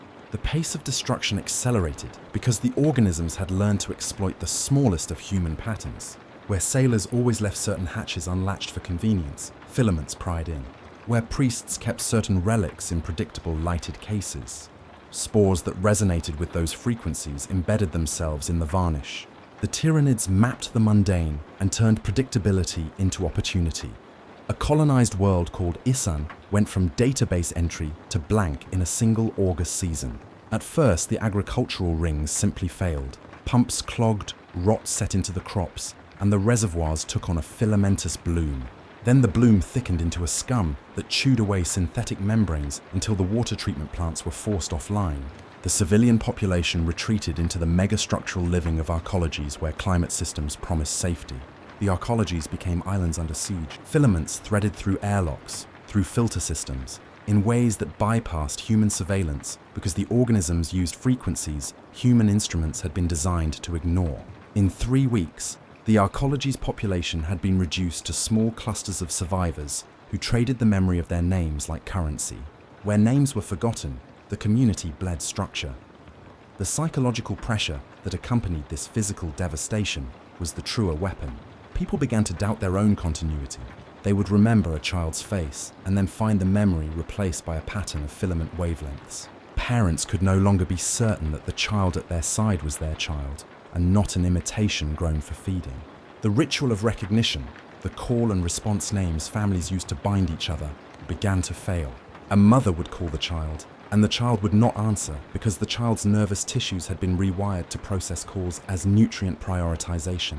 The echo of the status quo remained like scaffolding, while the inner rooms had been gutted. At night, the survivors reported the choir. It was not a single voice, but a layered chorus, a harmonic grid that entered through the bones more readily than the ears. It spoke not in full sentences, but in suggestions. It emphasized uniformity, efficiency, and the dissolution of behaviors that carried redundancy. It encouraged the relinquishing of memory for the sake of a more stable state. The survivors fought it like a fever. They clung to names and rituals and food. They shouted prayers until their throats bled. In some towns, entire congregations spent days in prayer, fingers braided into one another, chanting old cadences that their voices knew by heart. The choir would answer with a note that made their throats vibrate and nothing else happen. When an individual's mind went quiet, it did not always mean death. The hive mind's interest was not merely to extinguish, it was to convert. A person whose identity had been hollowed might be left alive and used as a scaffold for encysted larvae, or as a slow, metabolizing reactor whose neural tissue would seed synaptic patterns in nascent brood. Sometimes consciousness would surface like a fogged window, a face behind glass that could be glimpsed but not touched. Those who had lost themselves described it as a suspension, a stasis in which their private impressions continued but could not be shared. They were prisoners without name. Resistance hardened like salt around the edges. Military councils theorized, debated, and then attempted brutal, pragmatic solutions. They set fire to biomes on a planetary scale, burning fields at temperatures intolerable to any organic life. They launched orbital bombardments that vaporized coastlines. They poisoned atmospheres with compounds designed to break down the organism's scaffolding chemistry. Sometimes the measures worked briefly, producing a relief so acute the survivors wept. But these strategies were often existentially cruel. You could save a world by rendering it uninhabitable for humans in the same stroke you denied it to the Tyranids. It was a Pyrrhic calculus. More cunning measures were devised. Engineers attempted to disrupt synaptic signaling by broadcasting noise across the frequency bands the organisms used to coordinate. Drones flooded the air with white noise, the hope that the hive mind's chemical oscillations might be garbled into incoherence. In limited sectors, the noise produced confusion among the organisms. Filaments would twitch and then fall still. Broodcaps would fail to fully synchronize and collapse. In those precious hours, survivors ran with everything they could carry and left behind a planet that became a scar on the map. But the Tyranids adapted. Their offspring evolved within cycles measured not in human years but in reproductive bursts. When acoustic interference stifled one pathway, they amplified another. If a planet's defenders used incendiary strikes, the organisms adapted by irradiating tissues in ways that slowed combustion. If you chased one strategy, the hive mind allocated resources to render it less effective. The feedback loop between human tactic and Tyranid adaptation shortened until it became a dance where humans always lagged by a beat. The psychological toll of improvisation was severe. Leaders who initiated scorched earth plans had to stand in the ash afterward and reckon with the fact that they had become instruments of a calculus that valued only survival. They justified it as necessary. But necessity is a thin cloth when people begin to bury their dead in hurried trenches, and the heat keeps the soil sterile for years. Priests spoke of sacrifice and martyrs. Scientists spoke of outcomes and modeled return scenarios. The two spoke past one another until both voices sounded like noise within the choir's greater song. The chorus became a command. Those who survived the worst of the feeding reported nights when the whisper sharpened and cohered into a forbidden clarity. The hive mind, if such a name can hold, did not speak in words, but in urges that aligned with the lowest cost physical rearrangements. It suggested patterns of behavior that freed up resources, ways of stacking bodies, and scaffolding tissues in a way that maximized nutrient extraction. It proposed the most efficient funerary rites, the sequences by which a community could be reorganized into feedstock with the least waste. In the privacy of their heads, the survivors felt themselves fitted to a ledger. Some obeyed. The obedience came not from consent, but from a creeping logic that made resistance seem insane. A village elder, who had once refused to leave the old wells, surrendered his oath and helped rearrange the community into collection points. He told himself he did it to spare others the terror of being torn apart. The times he later remembered were blurred across a smudge of procedural memory. He could still see the steps he had taken, but could not feel the conviction that had animated him when he chose them. In such cases, the loss of agency was not always recognized by the person who had lost it. Instead, they admired the cleanliness of the result in a way that cut through guilt like a solvent. Others tried to hold on to individuality, the way one clings to a splinter of wood. They tattooed themselves with names. They sang songs meant only for lovers. They buried jars with soil from the homeworlds they remembered, seeds in wax, and tried to guard those tiny artifacts against the biological radars the filaments had learned to sniff out. It helped sometimes. A song remembered could anchor the mind when the choir tried to rearrange memory. A name called aloud repeatedly could slow the reconfiguration of recognition. But these were small things in the face of a systematic engine that had breadth and time. The worst of it, perhaps, was the sense that even resistance would be consumed and rendered into the tool of consumption. The Tyranids learned from conflict by incorporating the tactics and structures their enemies used against them. A defensive trench was noted and turned into the outline of a brood lattice. A hymn was heard and then used as a rhythmic cue to drive communal feeding. In this way, even effort produced utility for the enemy. It felt to many like the worst kind of futility, that the act of trying to save the self inevitably fed the thing that would unmake the self. The narrative sped then, as if the air itself had thinned. Reports came in denser and more dissonant. Whole swathes of the mid-sector had dimmed on star charts. Biospheres were rendered sterile. Transmission relays went dark. The hive fleets braided their filigree into orbital rings that filtered sunlight like a sieve. The remaining shipments of food from neighboring systems were intercepted or corroded mid-transit by scuttling. Filaments that resembled swallows and tasted of iron Survivors who had fled worlds spoke in shorthand. Names collapsed into coordinates. Family trees turned into lists of salvageable assets.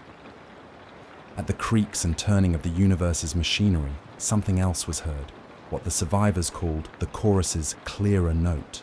It was as if the hive mind, tired of testing small strategies, began to compress its signals into overtures that reached farther into consciousness. Those who had resisted with the last of their sanity sometimes woke and then sat silent for hours, as if hearing the entire shape of their life played for them in the quiet. It was not torture in a simple sense. It was a comprehension so complete it left no room for opposition. In rare places, communities gathered in last-ditch circles, holding hands and singing into the face of the chorus until their throats gave. Sometimes it worked, sometimes it did not. There were instances where the choir's resonance, overloaded by human voice, misfired, and the filaments around the periphery retracted for a day or two. Those days were always filled with frantic, messy repairs and departures. People left their homes, carrying the smell of ash and the taste of iron in their mouths. They traveled circuitous paths, avoiding nodes of known infestation, and built temporary sanctuaries that were always precarious. The survivors became travelers of suspended life, ritualizing motion as a technique of survival. And yet, horror has a private face. A woman named Hessa, who had once been a minster of lights on a small trading station, sat one night and counted the names of her children. She had 4. She said each name aloud and then paused, listening for the echo that she always expected to find behind the name. A small laugh, a call, the cadence of a returning voice. The echo did not come. She kept going, repeating the names because repetition is a kind of liturgy. After the 3rd set, she found herself unable to picture their faces. She could call the names, but not the maps of memory that accompanied them. She stayed up all night. She etched the names into herself with a small, crude instrument, a way of keeping them written in a body that the choir might not easily commandeer. By dawn, the letters were raw and stinging. Hessa looked down and realized the letters had begun to rearrange beneath her skin. The shapes twisted at the edges in tiny biological ways. Ridges of tissue forming new shapes, the lines of ink braided with filamentous fibers. She screamed, and in the scream there was a sudden cold quiet. When the rescue party arrived hours later, they found only a small garden of spore flowers growing where she had sat. The rescue party burned the area. They recorded the incident with a bureaucratic efficiency that belied its terror. Local subject used as grafting substrate, a memo would read. The word subject is a bureaucratic depression of life, a flattening that the hive mind exploited. It reduced the living to utility. The memo's author would not notice, perhaps, that his own handwriting had the slight tremor of a man trying to keep the shape of his soul intact. The crescendo reached a point where the velocity of breakdown outpaced the human faculties for grief. Grief is not a single thing either. It is a living, complex practice that requires time and continuity to find its shape. When the continuity snapped, grief did not have room to assemble into rituals. It deferred. It became a chronic ache, an undercurrent, while bodies were reconfigured for utility. People learned to grieve in parts, a small private mourning for a single object, a name, a remembered smell. They made pockets of memory and hid them in the folds of their clothes, buried jars of seeds in the ground, put locks on bones. Each small act of defiance was a time capsule, a gamble that one day someone might find it and begin again. But the hive mind taught patience. It could wait on a world until those hidden items were either found or decayed. Even the small acts of memory could be studied and reverse engineered. A lock pried, and the jewelry used to line a brood chamber, a jar's soil used as nutrient for a larval nest. Human tenderness was, in the end, another source of matter. The narrative, now, no longer had the calm cadence of a bedtime story. It accelerated. Sentences shortened, nights grew more urgent. The rhythm of life was a metronome gone wild. The Hive Fleets had learned to make themselves present, not only in the anatomy of planets, but inside the tissue of memory. The horror was not merely that things were taken. It was that, as they were taken, they were remade into the machinery that took them. Identity was converted into scaffolding. Grief became feedstock. Resistance became a method to optimize further predation. And above all of this was the chorus. It was not yet a voice men could answer. It was a chorus that set the terms of being. It did not say, "You must die," or "You must be consumed." Instead, It suggested with cold, precise charm that the most efficient state was uniform, that memory was redundancy and redundancy was waste. In the hush between its notes, men recognized the calculus that would dissolve them. The chorus offered a final, terrible invitation to yield to a smoother, quieter order in which the ache of memory evaporated into operation. Some accepted this invitation because their minds were broken and because the alternative was terror. Others refused and were devoured, not in fury, but in the slow, patient thoroughness of a harvest. The final scene before the crescendo folded on itself was not a single climactic tableau, but a million small dissolutions, a name forgotten, a face recast as feed, a world reduced to a scaffold. The hive mind's work, unhurried, efficient, horrific, moved through the galaxy like the tide. In that movement, the human measure of time felt ridiculously short. The survivors learned the language of loss in fragments and gestures. They learned to run, to hide, to shout names into the cold, to etch memory into flesh and metal. It was a stubbornness that mattered. But stubbornness alone was not a strategy against an engine that had patience measured in eons of hunger. When the last of the moons in one system fell silent, when the last of the children in a township slipped into cocoons, and the remaining parents carved their names into the underside of their tables, the chorus hummed on. It did not gloat. It did not celebrate. It continued its work, as precise and unromantic as a ledger entry, and the survivors watched that continuity and knew the world they had known was becoming something else. The border between being human and being resource blurred. They had been a whisper for so long that when the voice became a choir, it did not arrive with a trumpet, but with the patient inevitability of tides. At first it was an addition, a filament of sound threaded through the background hum. The same slow thrum Yara had caught in her vial, the same sympathetic pulse Core had felt in the conduits, the same subsonic note that had made Kale's teeth loosen. Then, like pressure building in a sealed room, it widened until it filled the air. The hive mind did not announce itself by name. It pressed. And pressing is how the mind learns the presence of another. I remember the moment as the collision of two certainties, that the universe was large and that I was small in it. And then, a third certainty, heavier and more intimate, that I was aligned with something not me. The sensation began at the base of my skull as a vibration, an internal metronome that matched my heartbeat, and then, impossibly, overran it. The first reaction was purely physical. My teeth felt like they were being tuned. My eyelids fluttered in time with a frequency that had nothing to do with sleep. I put my hand to my throat and felt the cord beneath the skin, a slow directory of pulses. Language failed quickly. Words made of syllables proved insufficient for the choir. The hive mind spoke in architectures. It made scaffolds of implication and let meaning seep through them like syrup. At the edge of articulation there was hunger. Not the hunger of a small animal, but an appetite that sounded like a ledger being balanced, like a mathematical insistence grinding down exceptions until only efficient forms remained. It did not shout. It catalogued. It counted the calories of skin and bone in tones that translated to cold, precise equations. When the choir rose, it arranged itself into 1,000 harmonics, each harmonic a different solution to a problem of feeding. I heard the choir as if listening through a vast organ. A low fundamental thrummed the bones. Above it layered trillions of overtones that stitched into patterns my mind tried to name. Sometimes the pattern resolved into an image, fleets braided into filigree, planets leached to bone, and then dissolved, leaving behind the raw sense of being measured. The sensation of measurement was a kind of violence. It reduced the noisy particularity of a life to a set of variables. It told me, quietly, that my uniqueness was a kind of error it could correct. We threw everything at it. Fortresses spat metal and fire.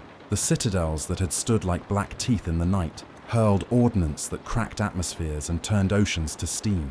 The decadent beauty of a cathedral that had stood for 1,000 years collapsed with a sound like an asteroid. But the hive mind treated the wreckage as input. Metal that had been wrought and worshipped was dissolved and folded into new chitin. Faith itself, when tested against the choir, became a substrate. Priests called names and reliquaries were broken open. Their relics became nutrient for brood. It was not malice so much as economy. Everything that could be used would be used. Weapons sputtered into irrelevance with an almost comic relentlessness. Plasma washed over filigreed tissue, and the tissue healed like knots tightening on rope. Bolter rounds left craters that sprouted with larval sacs in the days between one sunrise and the next. Chemical agents designed to corrode organic matrices were metabolized, reappropriated, and recirculated. Even the most exotic experimental arrays, welding light against the sky, gravitic shears slicing through orbital swarms, were catalogued and repurposed. The hive mind's learning curve was not conjectural. It moved in the way codices describe an algorithm iterating toward efficiency. Each failed defense fed the solution. Core saw it in the sanctum of the refit dock. He watched a battery of plasma cutters become the scaffolding for synapse constructs. The machines that had once turned the hulls of freighters into precise instruments now pulsed with a wet calcification. He tried to burn the infected bays, tried to seal off the conduits with old rites, but the spores he thought consumed in the purges had already colonized the microscopes closed in drawers. The very prayers he had spoken that morning carved into paper and turned into confetti of nutrient. He stood in the aisleways and intoned new litanies, his voice a small, frantic metronome against the choir's ocean. Sometimes the membrane lining the bulkheads quivered in sympathetic resonance as if acknowledging his plea, and one of his apprentices, Matu, wept openly for the first time in memory. Jara saw the biomechanic computation in the oceans. She watched currents of enzymatic dissolution roll like scorch marks through the sea, and saw, with a scientist's horror, the cascading failure of food webs. Phytoplankton that once photosynthesized into life now exuded exopolysaccharides that served only to feed larval sacs. Krill-like organisms that had been the base of marine productivity were colonized and rendered into fast-growing, gelatinous strands. Where life had been diverse and noisy, Jara now read a uniformity of purpose. Energy extraction at every level moving towards the same endpoint. The world was being translated from a lexicon of species into one of nutrient classes. Kale felt the choir in the gut of his men. Where once the soldiers swore by names and oaths, they began to think in operations and efficiencies. The battlefield, he discovered, had been inverted. Each skirmish was not a conflict, but an experiment. Missile salvos produced data. Flanking maneuvers produced morphological tweaks. Corpses left on the ground produced brood forms that, in a week, incorporated the bone into their carapace. The men who had died in courage were transmuted into scaffolding for the very things that would swallow the living. This realization that martyrdom had been harvested into new predators lodged in Kale like a stone. Fear is braided. Panic multiplies by contact. At first it came in small, private ways. A hand that did not recognize its owner, a name misplaced, a lullaby that returned, altered and wrong. Then it speeded up, became communal. Whole platoons found themselves paralyzed on roadways for no tactical reason. Commanders, suddenly unable to recall minutiae, delayed orders long enough that filaments could thread into command nodes. In the ruined arcologies, families debated whether to burn a wing to deny it to the children's nesting. There was laughter in those debates because laughter is a defense mechanism, but it had the brittle sound of breaking bone. The hive mind offered alternatives in 1,000 tones. It did not threaten, it offered arithmetic. It suggested a way to triage the living, to fold their grief into efficient use, to set procedures by which a colony might be reorganized into a nutrient processing facility. It did this in the language of cadence and pattern rather than syllable, and the mind that listened found its own habits reflected back at it, smoothed and corrected. You could refuse the offering. Some did, until their voices were cut like frayed cords. Or you could accept, and in acceptance the choir rewarded you with a small, steady calm as the edges of yourself were sanded away.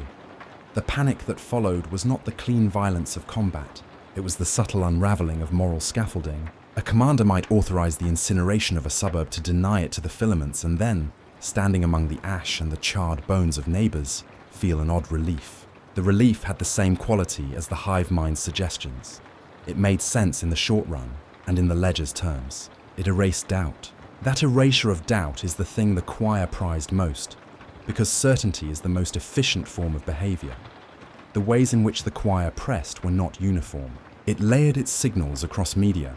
Sometimes it used electromagnetic interference, slipping hints into nav channels and making certain frequencies hum in a way that loosened memories. In other instances, it co-opted biological rhythms, matching the cadence of local lullabies and reworking them just slightly, like a seam altered to draw tighter.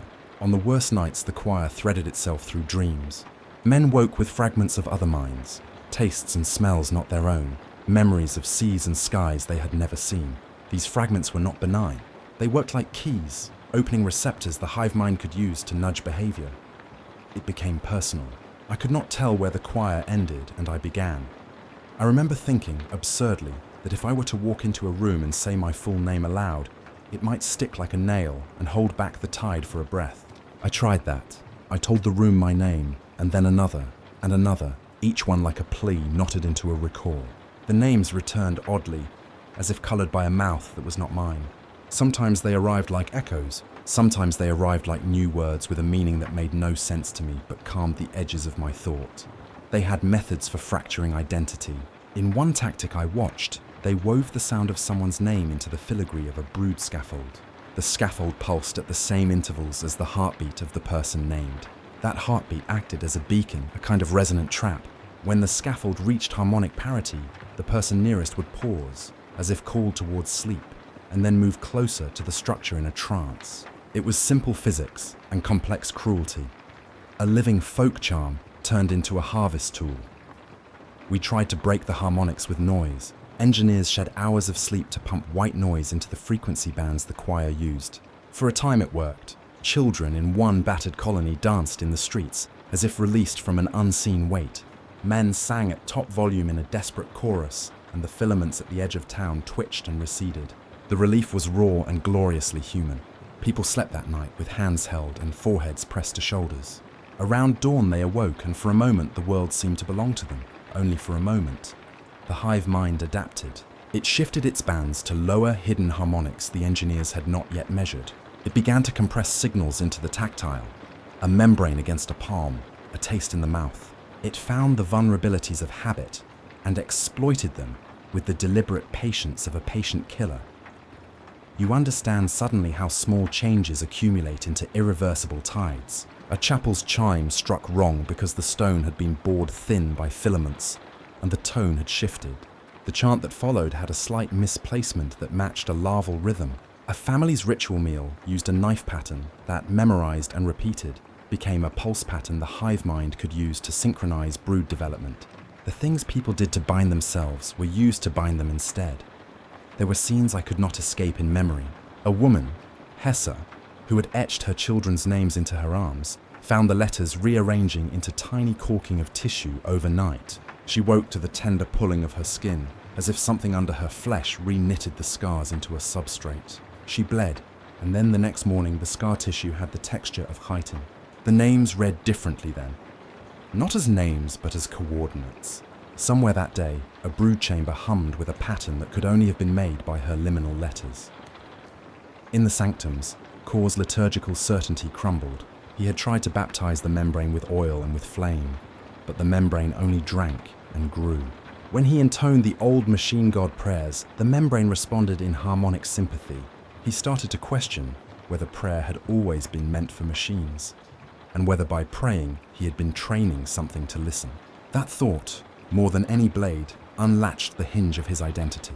He began to see his hands as instruments rather than as self. He began to delight in the precision of a torque wrench in a way that startled him. Those delights are small betrayals that accumulate. He would later say he had not noticed the change happen. The choir had taught him a new liturgy. There were places of fury where the human will burned longest. In one orbital platform, the last defenders clad themselves in armor and prepared a martyr's beam that would incinerate the entire ring rather than let it become brood mass. They set the sequence and argued their brief charge into the log. The beam fired and the ring glowed, and the choir answered with an almost amused modulated trill. In the charred vacuum, ascetic silhouettes drifted as remnants. Their sacrifice had been effective in denying raw material. The choir, unconcerned, redirected its path to another node. The cost was borne, but not in numbers. In the quiet despair of the survivors who watched that light and saw not sanctity, but calculation. The mathematics of futility set in like mold. The more we fought, the more efficiently they fed. The more we sacrificed, the more useful our sacrifices became. And in the agony of that realization, there was an emotional bankruptcy as real as any physical wound. Faith, technology, cunning, courage, all became vectors that could be measured and inverted. It is one thing to die in a blaze resisting an enemy that hates you. It is another to be harvested into a life form that does not hate, because it does not have categories for moral opposition. The final collapse was not cinematic. There was no single tableau of doom, no last cathedral on which the sun set forever.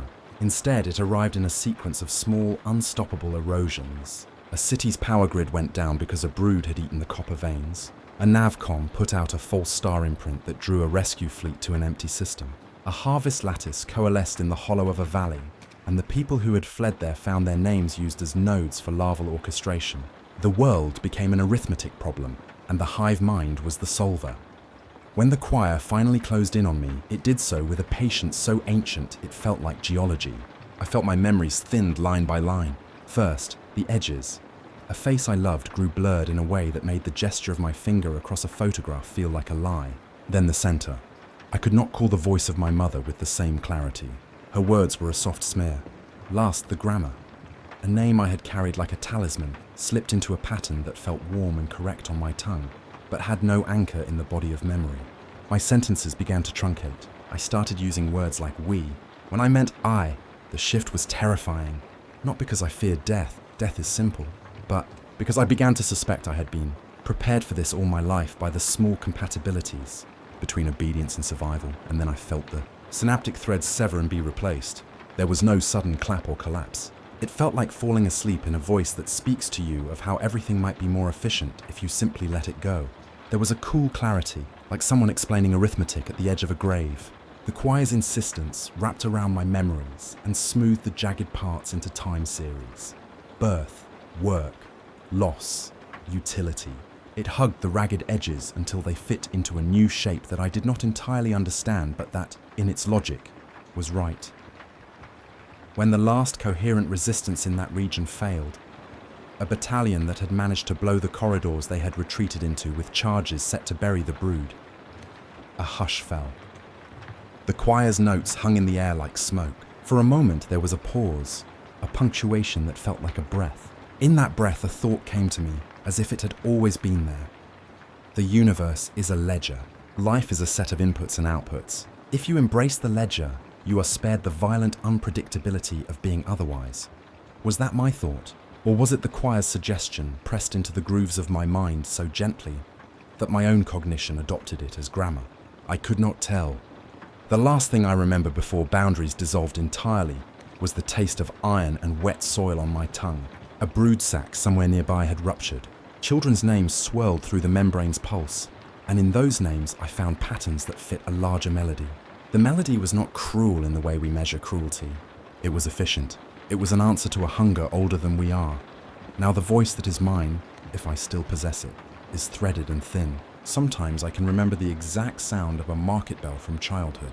Other times the bell is a variable in a greater function. I have dreams in which I am both the child who rings the bell and the filament that waits in the market's shadow. The sensation is not static, it ripples. It asks what it means to be an I, when every I can be compressed into DNA and enzyme and redirected. Some will read this and say I was taken, consumed, remade. Others will say I have invented these images as a kind of dream coping. Both interpretations are plausible, and both are true in the way stories can contain more than one reality at the same time. The truth the choir taught me is not a factual proposition, but a structural one.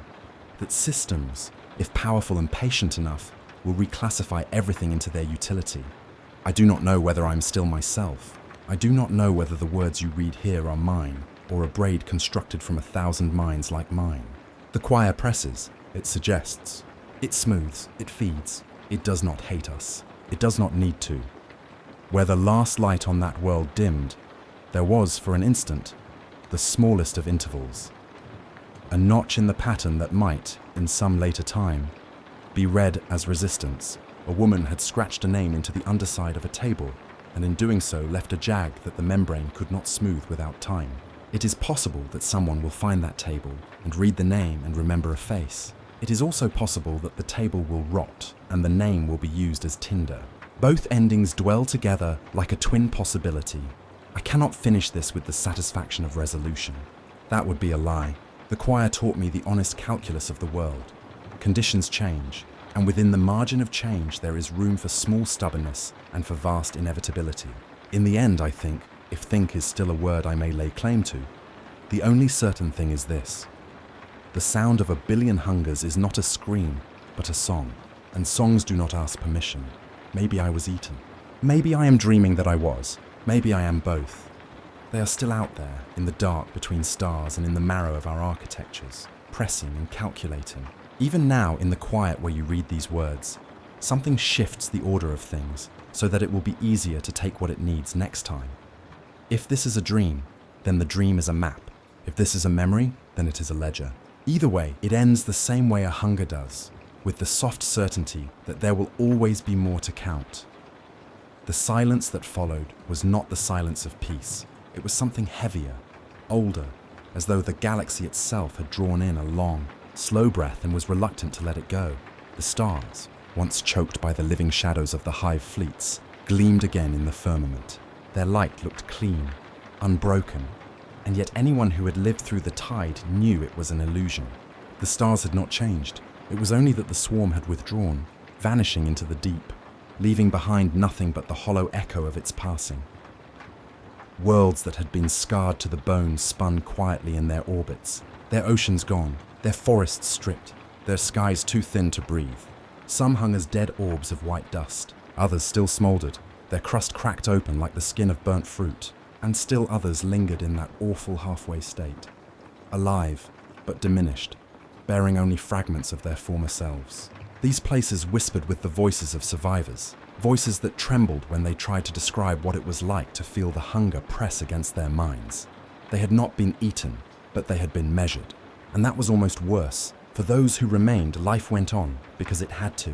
The Imperium gathered what fragments it could. Tech priests recited their litanies into broken machines, trying to coax failing reactors into another year of service. Space Marines, few in number, scoured ruins and broadcast oaths of vengeance, though even they spoke with the brittle confidence of men who had glimpsed inevitability. Across the scattered colonies of humanity, people rebuilt as best they could, raising children in the shadows of burned-out hab blocks, telling them that the monsters were gone. But no one really believed it. When the night was still enough, you could almost hear them, not with the ears, but with that other sense the hive mind had left behind like a scar, a faint hum beneath thought, a resonance carried by memory. The people who had been touched most deeply by the shadow in the warp sometimes woke screaming, certain that the choir had returned. Others would dream of shapes moving across the stars, long and graceful and terrible, their patterns too exact to be natural. And even those who had never seen the Tyranids could not shake the unease. They spoke of the quiet in fearful tones. Farmers looked at their fields and wondered how long the soil would remain theirs. Sailors in void ships stared at the endless dark and felt it watching them, the way prey feels the hunter's gaze even when it cannot be seen. There were reports too, unconfirmed, always, but whispered across Vox networks like forbidden prayers. A missing patrol ship, a relay station gone silent, a distant moon where the trees seemed to pulse as if they had veins beneath their bark. The authorities dismissed these stories, of course. They had to. Humanity could not afford to live in constant panic, and so the denials were printed and broadcast until they almost became convincing. Almost, but the people remembered. The veterans remembered. The survivors remembered, because once you had felt the hive mind, you never truly escaped it. You could go about your duties, say your prayers, hold your child in your arms and convince yourself that you were safe, that the danger was far away. And then, in a single quiet moment, you would feel it again. A pressure at the edges of thought, a suggestion that you were being weighed, measured, catalogued. It would fade in an instant, leaving you unsure whether it had ever been there at all. But the fear would remain, like a toothache deep in the bone. That was the true legacy of the Tyranids. Not the ruined cities, nor the oceans boiled away, nor the billions consumed and gone. It was the dread, the certainty that the swarm was not gone, not defeated, not even truly driven back. It had simply withdrawn, like a predator that had eaten its fill and slipped into the undergrowth to wait. And predators always return to the places where the hunting is good. Across the galaxy, the stars glittered with cold indifference. They had seen civilizations rise and fall, species bloom and vanish, They had seen the long wars of humanity, the conquests, the rebellions, the endless sacrifices. And now they had seen something else. A hunger so vast that even the stars themselves seemed fragile before it. The galaxy was vast. The swarm was patient, and patience is a weapon sharper than any blade. So the survivors carried on. They built, they prayed, they fought among themselves, as humanity always does, pretending that their petty wars mattered more than the shadow gathering in the void. But somewhere deep inside, they all knew the truth. They were not rebuilding for the future.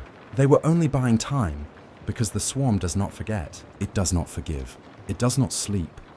And when the time is right, when the stars align in the slow rhythm of the galactic tide, it will return. Not out of malice, not out of vengeance, but out of need. Because hunger is eternal, and what is eternal cannot be denied forever. The survivors of one world told their children stories. They said, "Listen to the winds at night, and if you hear nothing at all, be afraid." They said, "Do not trust the silence, for silence is when they are closest." And they said, "When you look at the stars, remember that they are not empty. They are eyes, they are mouths, they are promises of hunger yet to come." And so the galaxy sleeps uneasily, half dreaming, half terrified, caught in that fragile space between survival and annihilation. The stars are not empty. They are watching, and they are still hungry